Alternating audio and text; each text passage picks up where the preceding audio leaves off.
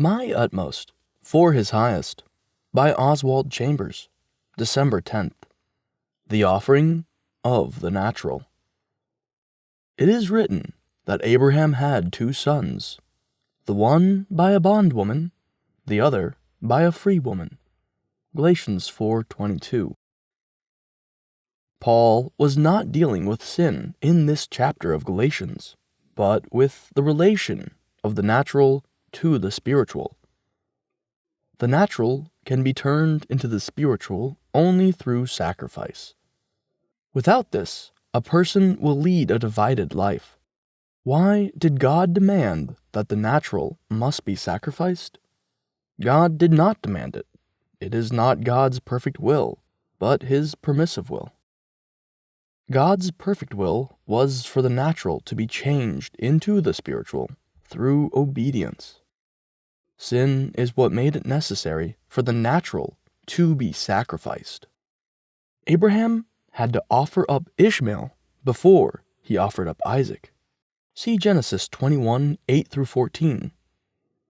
Some of us are trying to offer up spiritual sacrifices to God before we have sacrificed the natural. The only way we can offer a spiritual sacrifice to God is to present our bodies a living sacrifice. Romans 12:1. Sanctification means more than being freed from sin.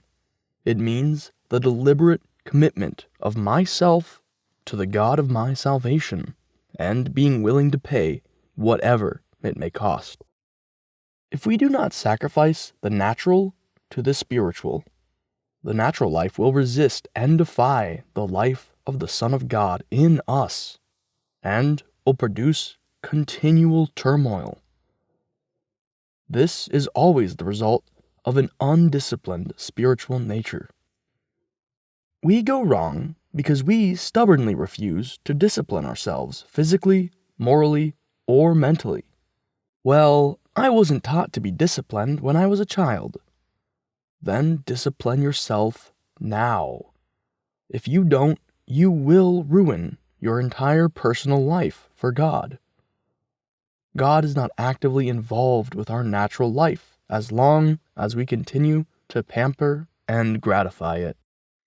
But once we are willing to put it out in the desert and are determined to keep it under control, God will be with it.